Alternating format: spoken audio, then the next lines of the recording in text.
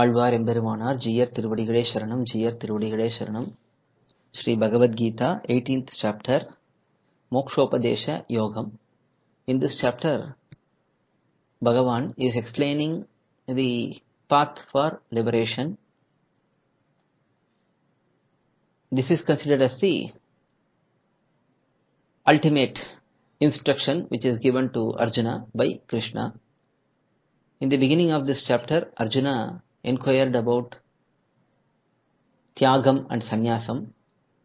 Bhagavan explained that both are same, and he further explained that karma, activities must be done, but without the attachment towards ownership, doership and result. Abandoning the karma itself is not correct, but the karma must be done without the attachment towards ownership, doership and the result. That is Bhagavan's opinion. That is what he explained. After that, he starts explaining the Veda Vidhi, that is the process, the rules which guide karma. They have three different aspects.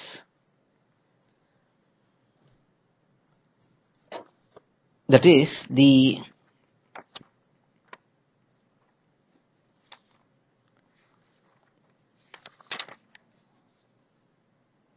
Jnanam about karma, Jnayam, the karma itself, and the Jnata, the one who performs the karma. So, the Veda Vidhi always relate to these three aspects. In explaining that, the Jnanam, the Karmam and the Karta, Bhagavan explains that all these three aspects are divided into three categories based on the Sattva, Rajas and Tamo Gunam involved in that, in each of that. So he started explaining about Sattvika Jnana,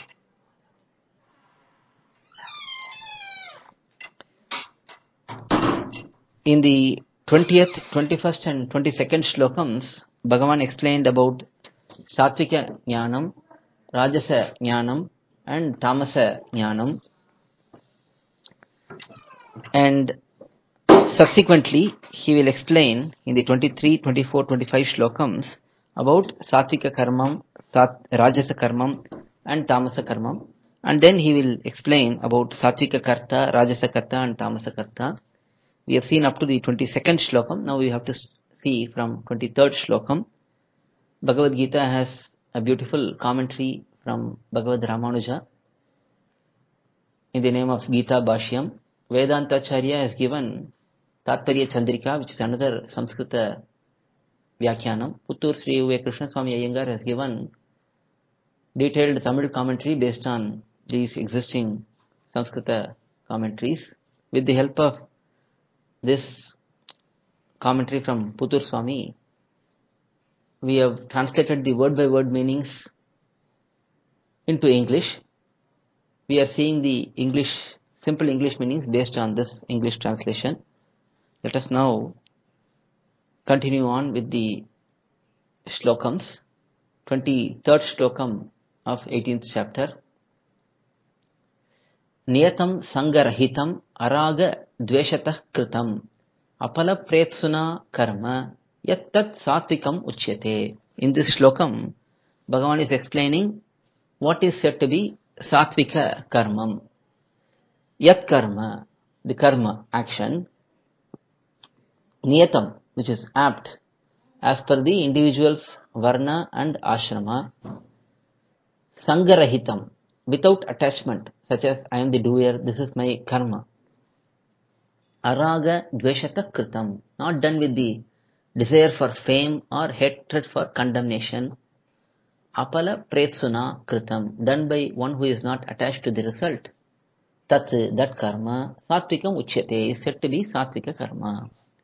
So here Bhagavan is saying the karma which is apt as per the individual's varna and ashrama. Each varna and ashrama has ordained activities.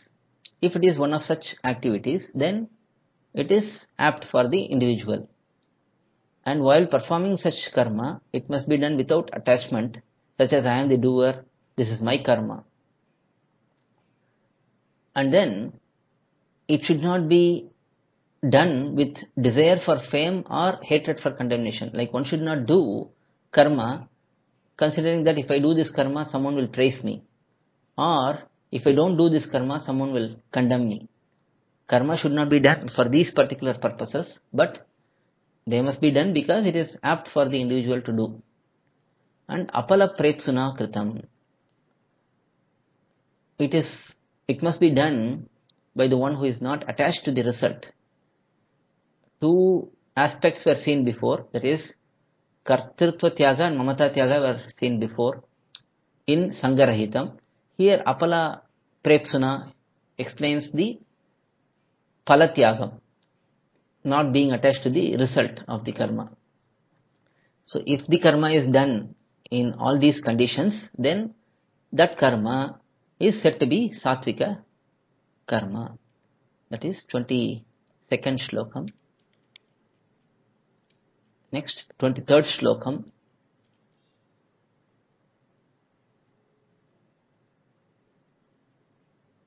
Sorry, that is 23rd shlokam. Now we have to see 24th shlokam.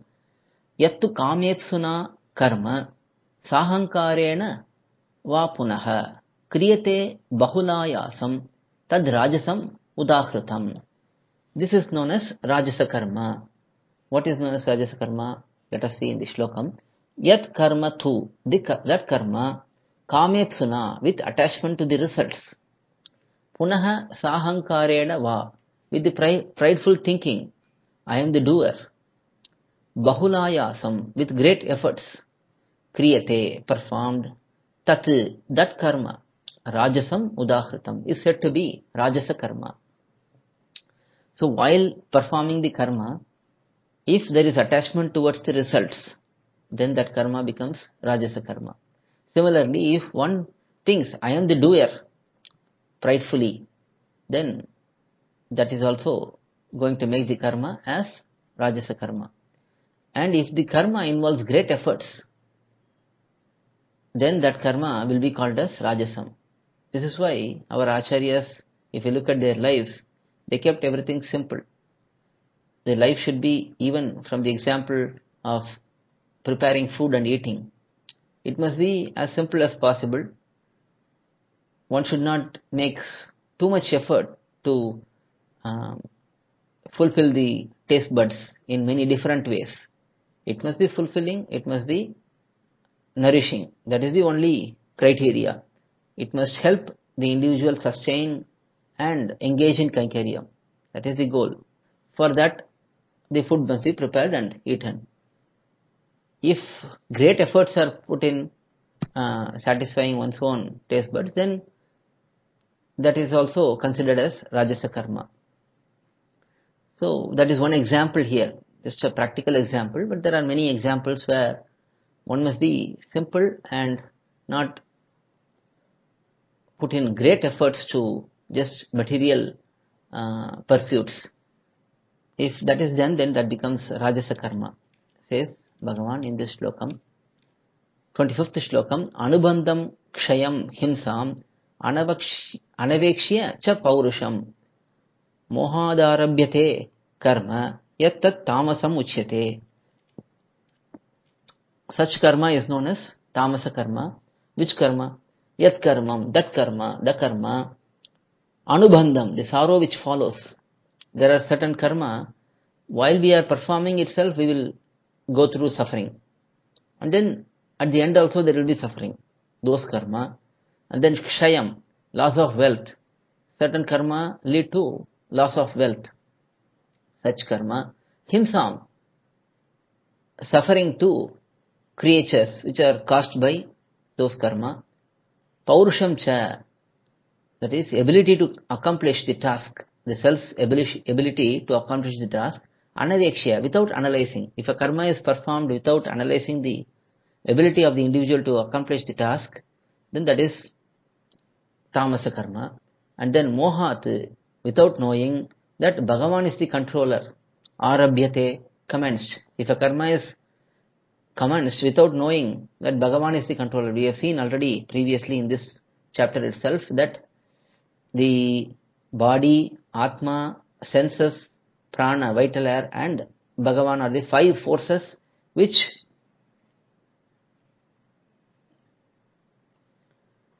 help accomplish a particular task. Without these 5 forces, the task will not be accomplished. Among those 5, Bhagavan is the main force. So we have seen all of that.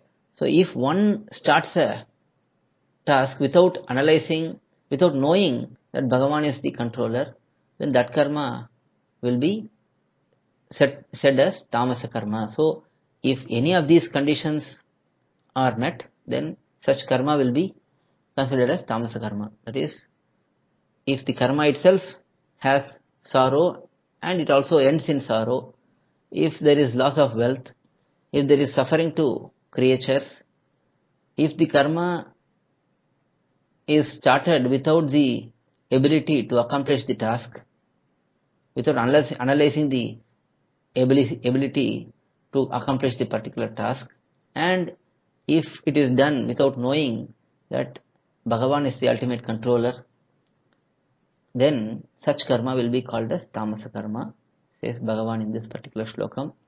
With this we will stop today and we will continue on in the next session. Next session will be next Friday. Alvar Tirudikale Sharanam, Emperumanar Tirudikale Sharanam, Jiyar Tirudikale Sharanam, Jiyar Tirudikale Sharanam. To learn such valuable information about our Sri Vaishnava Sampradaya, please download KOYIL, KOYIL app from Google Play Store or Apple App Store. Our website is koyil.org, KOYIL.org.